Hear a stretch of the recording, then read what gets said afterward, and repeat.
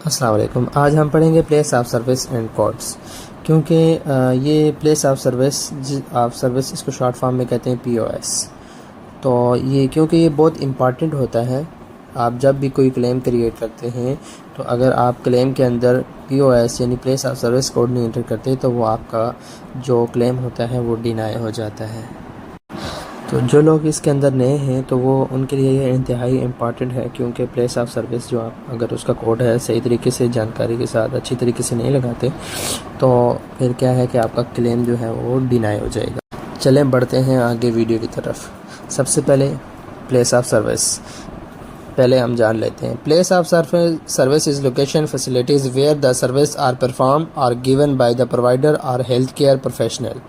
That means Urdu में हम इसको कहते हैं कि वो सर्विस जहाँ पर पेशेंट को वो जगह जहाँ पर पेशेंट को ये सर्विस दी गई है तो उस जगह को कहते हैं प्लेस ऑफ सर्विस।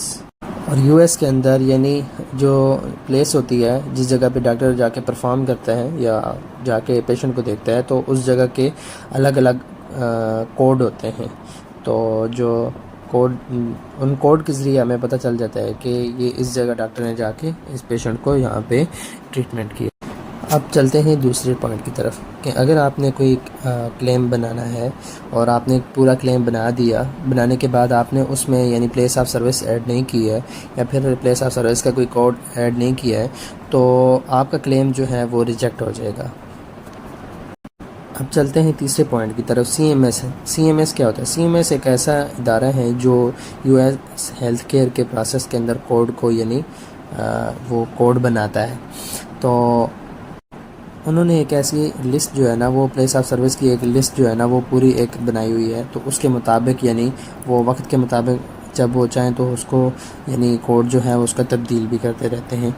और ये जो ये कोड बनाते हैं उस इदारे का नाम सेंटर फॉर मेडिकेयर।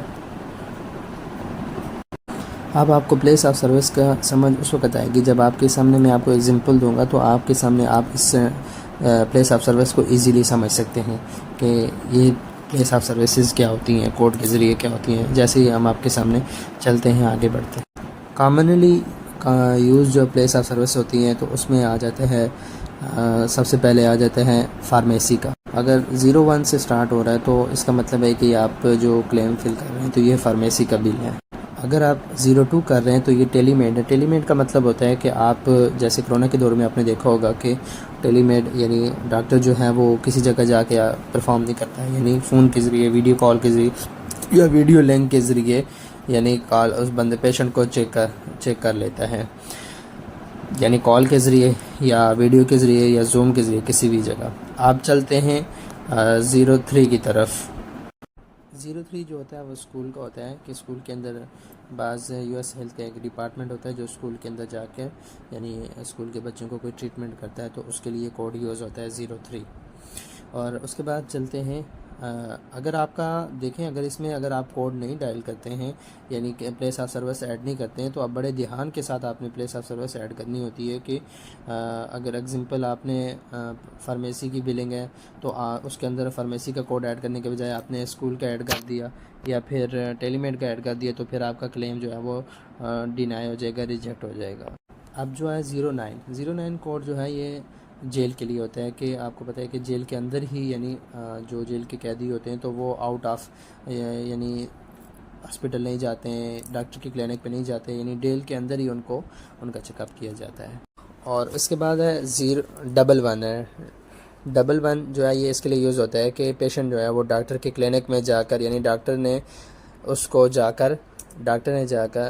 पेशेंट जाकर डॉक्टर के क्लिनिक में चेकअप के लिए गया है और इसके लिए कोड यूज़ होगा 11 यानी ऑफिस, यानी पेशेंट जो है वो ऑफिस में जाकर उसने अपना चेकअप करवाया है। उसके बाद आ जाते हैं 12 आ जाता है ये होम में।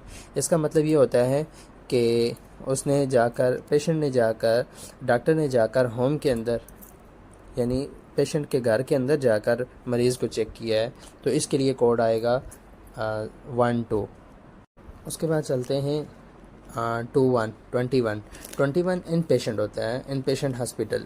आप थोड़ा ध्यान कीजिएगा कि इन पेशेंट में एक चीज़ है कि 21 का जब कोड आएगा तो उसमें ये चीज़ होती है कि इन पेशेंट हॉस्पिटल में ये होता है कि ये जो मरीज़ है, ये जो पेशेंट है, इसने हॉस्पिटल के अंदर 24 आवर से ज़्यादा गुजारे हैं, तो ये उसके लिए यूज़ होगा।